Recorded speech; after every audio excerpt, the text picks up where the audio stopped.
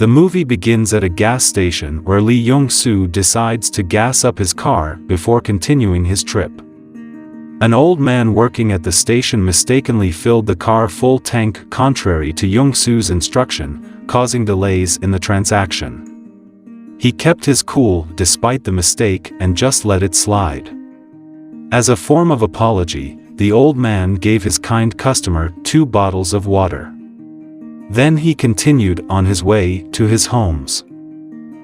With his daughter's birthday cake in the back seat, 𝐸 carefully drove down the road.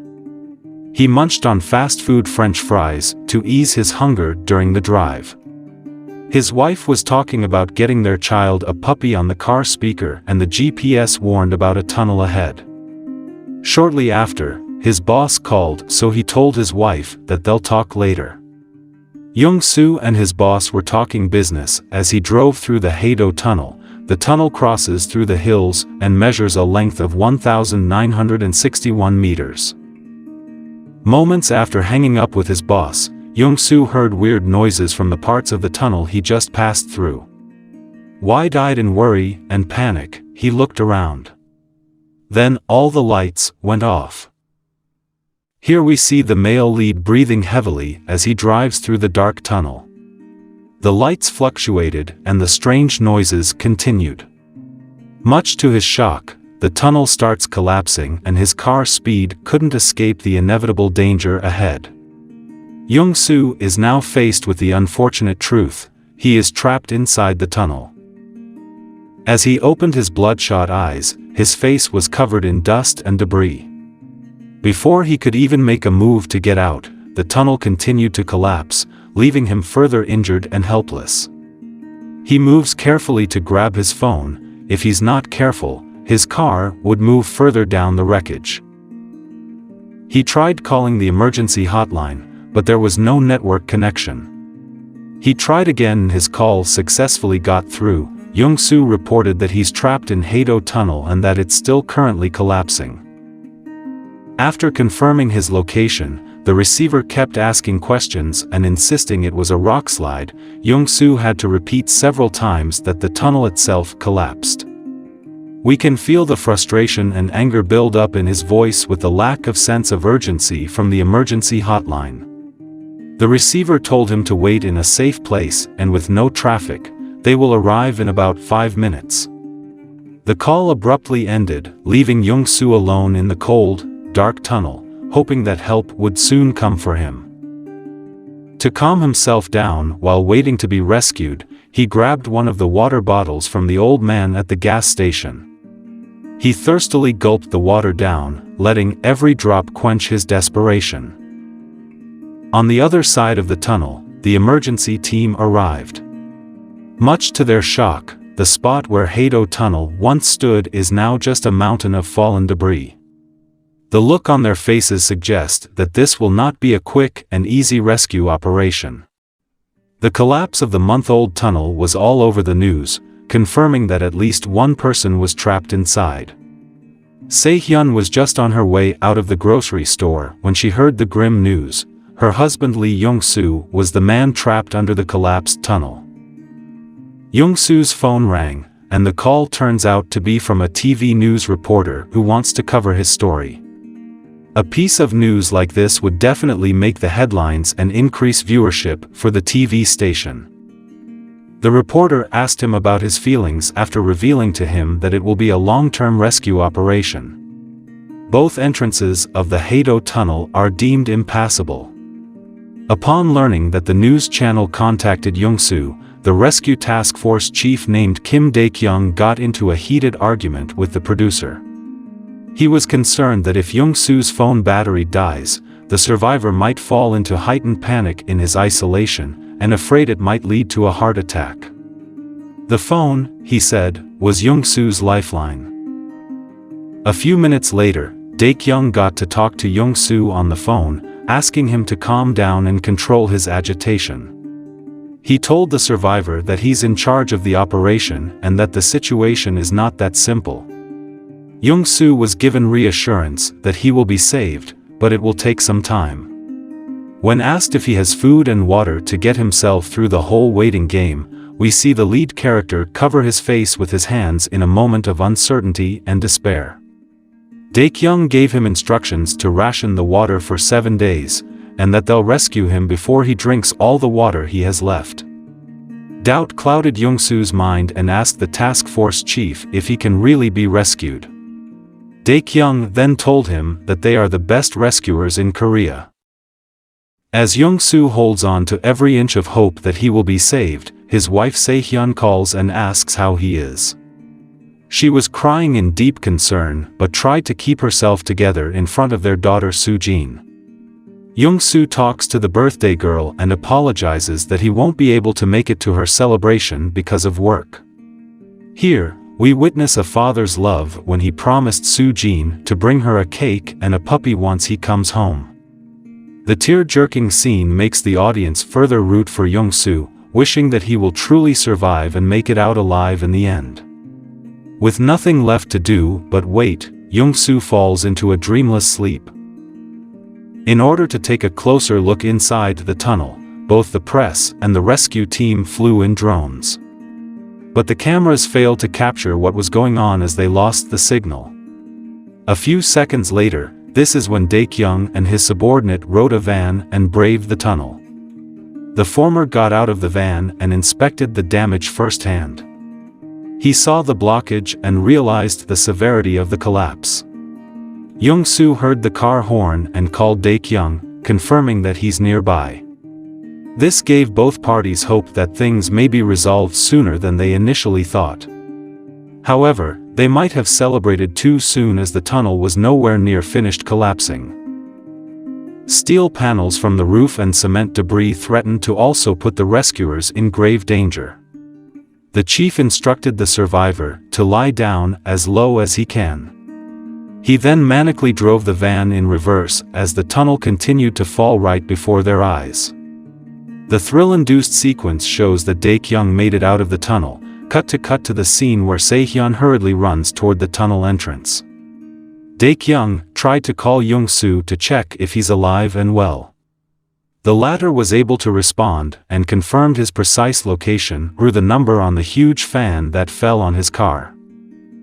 Through this new information, the rescue team sent helicopters and started drilling on the site towards 𝐸𝐸ngsu, who was 180 m underground. On the third day of the collapse, we see how he tries to ration his food and water. This doesn't only show a man's hunger and thirst, but his will to survive. He scoured through the back compartment of his car and saw some helpful items. While inspecting the rest of his things, he heard a sound and realized he wasn't alone. Out of nowhere, there it was staring right at him, an unscathed bulldog. Then another voice came, a young woman pleading for help. He then attempts to locate the presence of the sound by crawling past the fan. When he reached the woman's car, he saw how a huge rock completely blocked the steering wheel and windshield, making the woman unable to move at all. 𝐸𝐸ngsu tried to calm her down and assured her that the entire country is mobilizing rescue efforts to save them. The bulldog was wearing an anti-bark collar, went close to his owner's face and licked it, as though telling her that it's gonna be okay. The woman felt a sense of relief, but also felt the dryness in her throat. He asked 𝐸𝐸ngsu if he had any water. With a strong sense of humanity, 𝐸𝐸ngsu gave water to the woman, even though he knew that the water in the bottle was just enough to survive for the next few days. In her desperation, the woman asked him if he could also give her beloved pet dog some water. His eyes hesitated, but he also understood that this is the right thing to do. She also requested if she could look for her phone, but it was found severely damaged and no longer working. The young woman, whom we now know as Mina, asked if she could use 𝐸𝐸ngsu's phone for one call to her mom. When Mina decided to get some sleep, 𝐸𝐸ngsu went back to his car and had some of her daughter's birthday cake. He saved a part of it, saying he'd eat the rest with his daughter. Exhausted, he dozed off. A movement beneath his feet jolted him awake, and found the dog eating what was left of the cake.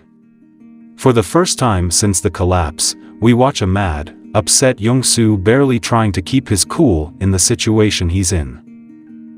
Mina calls 𝐫𝐸 for help, saying how the side of her body hurts so much, and that she finds it difficult to breathe.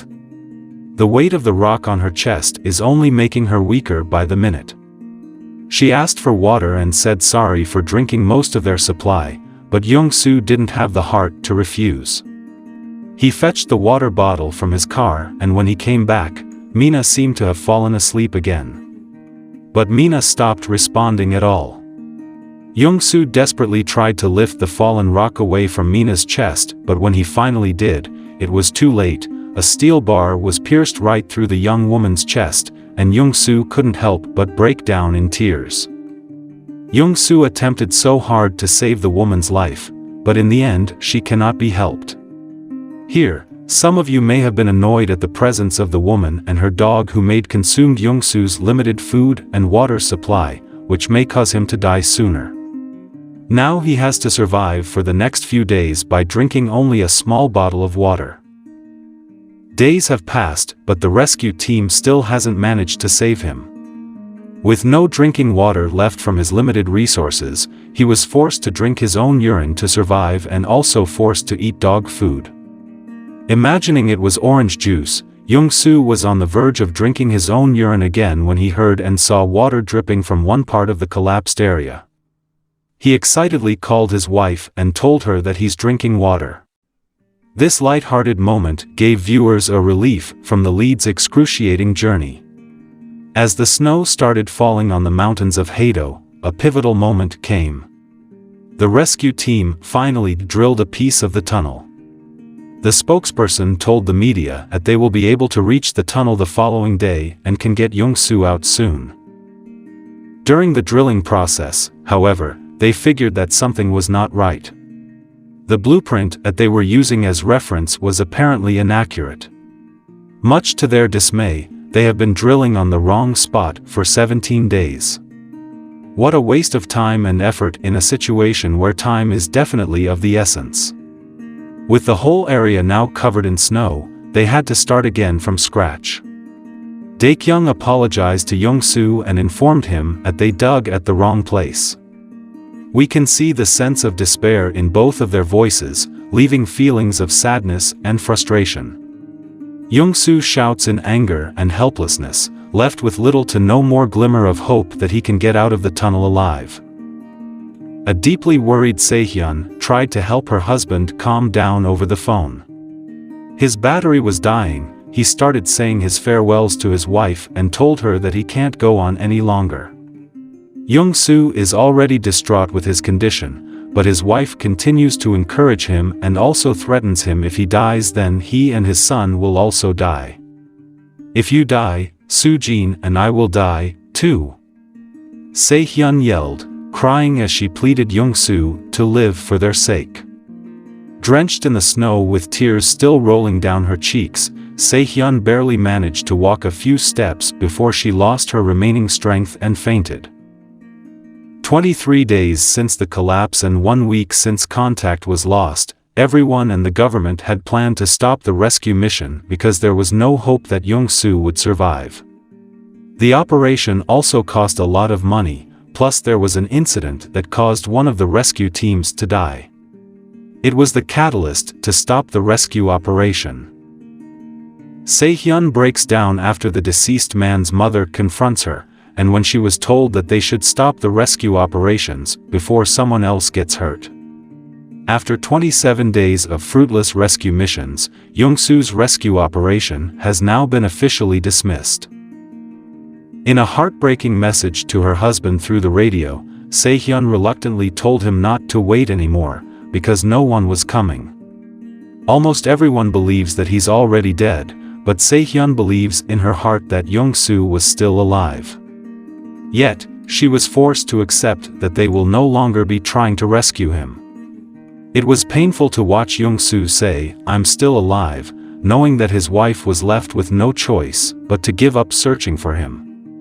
He desperately tried to revive his phone and make contact, but it was in vain. With all the strength he had left, he crawled through the blockages to make his way out of the tunnel. On the other side, an angry 𝐫𝐞𝐜𝐚 went back to the drilling site and desperately wanted to continue the operations. Everyone already gave up, but the task force chief refused to stop trying. He himself went down the tunnel to check whether 𝐦𝐨𝐸 was dead or alive. However, he was hastily brought back up as the 𝐫𝐞𝐜 construction was trying to blast the area to build their second tunnel. Then the tunnel exploded, causing a great shock to the entire area. He hurriedly went back to his car and repeatedly honked the car horn. The loud honking sound was picked up by 𝐫𝐞𝐜𝐚's device from the ground. It was exhilarating when 𝐫𝐞𝐜𝐚 orders everyone to stop the detonation and announces that 𝐦𝐸𝐸 is alive in the tunnel. Covered in falling debris, 𝐦𝐸𝐸 continued to honk the car in his final attempt to call for help. On the 35th day after the collapse, the rescue team went down the tunnel upon the confirmation that 𝐦𝐸𝐸 was indeed alive. 𝐫𝐞𝐜𝐚 found him lying face forward in a bed of huge rocks. After over a month of trying, failing, and trying again, the team finally carried 𝐦𝐸𝐸 out of the tunnel. The media was in a frenzy, badly wanting to cover every part of the momentous event. A path was cleared for 𝐫𝐞𝐜𝐚, whose first words upon seeing 𝐦𝐸𝐸 alive were, "I'm sorry." When they were about to board the chopper, 𝐫𝐸𝐻's staff told them to wait for the minister. 𝐦𝐸𝐸 then whispered something to 𝐫𝐞𝐜𝐚. The curious people from the press asked what 𝐦𝐸𝐸's first words to the world were after his rescue. It was a liberating moment when 𝐫𝐞𝐜𝐚 shouted the words, "All of you assholes fuck off," to which 𝐦𝐸𝐸 responded with a thumbs up. Finally, 𝐦𝐸𝐸 and his wife can be together again. While he and his wife were driving through a tunnel again, we can see how 𝐦𝐸𝐸 was still terrified and traumatized, but ultimately, he overcame his fear, and the movie comes to an end. So, what do you think about this movie? Do you think it's too much, just to save one life? Regardless, here we can learn that in every difficulty there will always be hope, and also his love for the family trumps all his pain. And the important message is also when the old man gave 2 bottles of water to 𝐦𝐸𝐸, which he may have underestimated at that time. But unexpectedly, those 2 bottles of water became very valuable for his survival. So we should always appreciate small things like this. Alright guys, this video is over. We hope you enjoyed the video as much as we did. If you have movie recommendations, please let us know in the comment sections and we'd gladly feature them for you. Don't forget to hit the like button and subscribe to our channel. Thank you and see you again soon.